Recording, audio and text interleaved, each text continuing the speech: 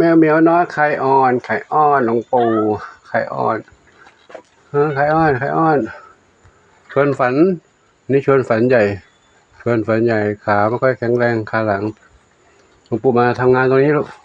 มาทำงานตรงนี้มาเก็บกวาดบ้านน้องเต่าเก็บกวาดบ้านเต่าน้องเต่าทำเลอะเทอะหมดเลยตอนนี้เก็บใหม่แล้วเก็บออกไปตรงนี้เก็บออกหมดเดี๋ยวกำลังเก็บอยู่นะยังไม่เรียบร้อยดีตัวนี้คงจะไม่ได้ให้เขาอยู่แล้วเพราะเขาเล่นลุกทั้งวันทั้งคืนไม่ได้หยุดเลยครับแต่เขาก็กินเยอะแล้วก็ทำให้เขาห้องไม่สะอาด เพราะเขาเล่นทรายเล่นดินเล่นกินอาหารก็กินเยอะขับถ่ายก็เยอะก็เลยเก็บออกนี่ยังเก็บไว้เรียบร้อยนะนี่ถ่ายให้ดูก่อนหลวงปู่จะให้เขามาอยู่ข้างล่างแล้วอยู่ข้างล่างคืออยู่ตรงนี้ข้างล่างตรงนี้แหละใต้นี้เดี๋ยวกั้นห้องให้เขาอยู่กั้นยาวตรงนี้นะข้างล่างตรงนี้ด้านล่างนี้เลยกั้นยาวไปนู้นถึงกำแพงข้างนอกนั่นแหละให้เขาเดินไปเล่นข้างนอกนั้นได้ด้วยตรงนี้คือด้านหน้านี้ก็จะกั้นจากประตูนี้ลงไปเลยนะประตูนี้ลงไปตอนนี้กั้นไปถึงกำแพงตะข่ายข้างนอกนี่เลยถึงตรงนี้นะอันนี้ก็กั้นตรงนี้อันนี้ปล่อยว่างตรงนี้ว่างเขาได้ออกมาเล่นข้างนอกด้วยตรงนี้ได้เล่นตรงนี้ได้เล่นตรงนี้ได้นะเล่นตรงนี้ได้เขาจะได้กว้างขึ้นเขาจะได้อยู่กับได้รับแสงอากาศข้างนอกบ้างแสงแดดข้างนอกบ้างนะนี่เดี๋ยวจะกั้นเมื่อเช้าลองทำแล้วล่ะออกมาด้วยเขาเล่นกับเหมียวได้เหมียวชอบเล่นกับเขาดีดเก่งนะดีขาดีจุ๊บ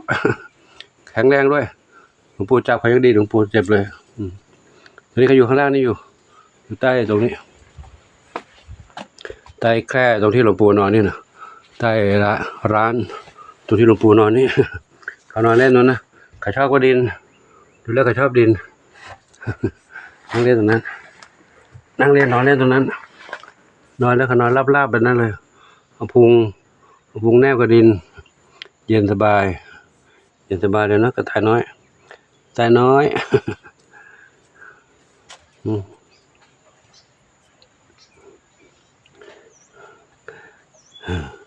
แต่วันนี้วิ่งเล่นข้างนอกกันแล้วสบายใจแล้วเล่นกุกกักตัวนั้น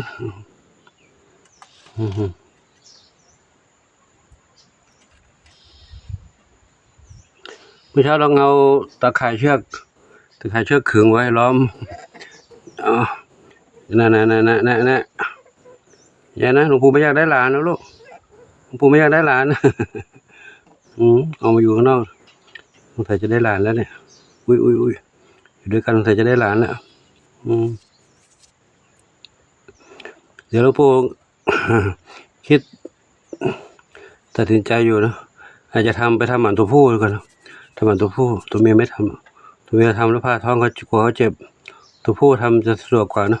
เพราะมีแค่3 ตัวเนี่ยแต่ต้องยอมเสียเวลาเดินทางไปนู้นไกล โรงพยาบาลสัตว์ในเมืองนู้นห่างไป50 กิโลเมตร50 กว่ากิโลเมตรถ้าเอาตัวผู้ไปทำหมันตัวเมียให้เขาอยู่เนี่ยถ้าทำหมันแล้วอยู่ด้วยกันได้ไม่เป็นไรแต่ตัวนี้ไม่รู้ว่าเขามีท้องหรือไม่เพราะเขาอยู่ด้วยกันมาก่อนถ้าท้องก็ไม่เป็นไรเนาะท้องไม่เป็นไรเดี๋ยวถ้าทำหมันตัวผู้แล้วตัวเมียถ้าเขาก็ท้องแล้วเขาก็เอาลูกมา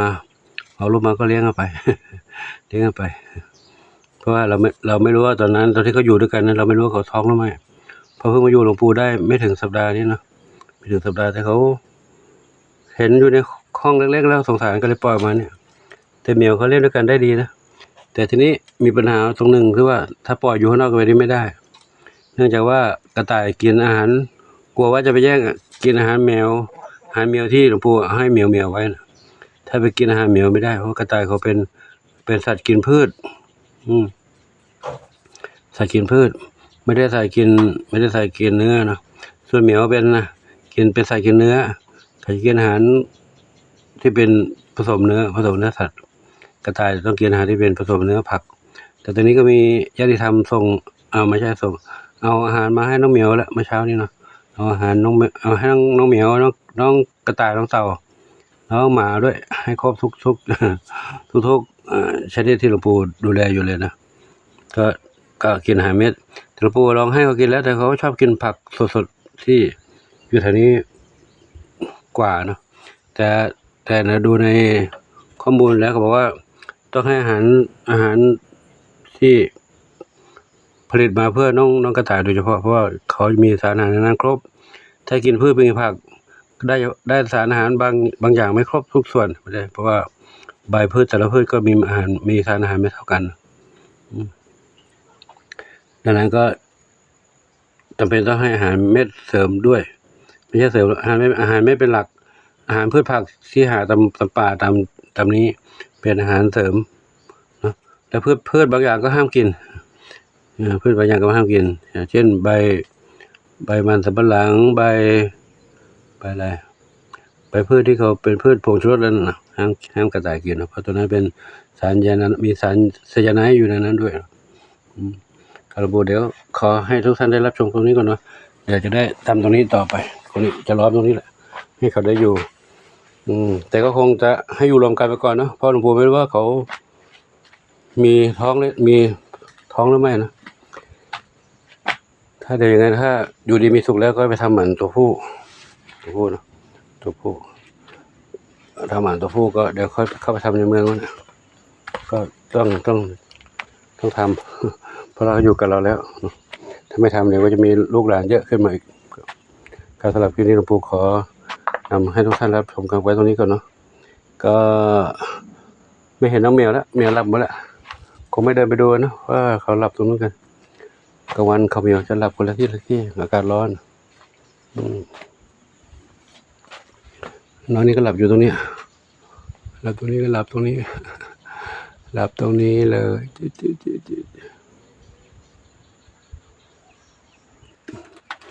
ขออนุโมทนาสาธุขอบุญกุศลจงอำนวยพรทุกท่านที่มีความรักความเมตตาต่อน้องแมวน้องไก่น้องเต่าน้องหมาและสัตว์ทั้งหลายขอบุญกุศลทั้งหลายจงอำนวยพรให้ทุกท่านพบความสุขความเจริญมีความสุขกายสุขใจปรารถนาที่ใดขอได้สมความมุ่งมั่นปรารถนาทั่วกันทุกคนทุกท่านเถิดปุ้ยฝ้ายหลับอยู่นี่ปุ้ยฝ้ายหลับน้ำเพชรก็หลับนี่น้ำเพชรออกข้างนอกไม่ได้หรอกข้างนอกร้อนแดดร้อนอยู่ในนี้ดีแล้วอยู่นี่ดีแล้วเนาะสบายดีลูกบุญชัยก็หลับตรงนี้นะหลับหมดแล้วนวรัตน์จินตลาก็หลับตรงนี้จินตลาหลวงปู่มาตื่นมาเลยนวรัตน์ไม่ยอมตื่นนวรัตน์หลับอยู่นั่น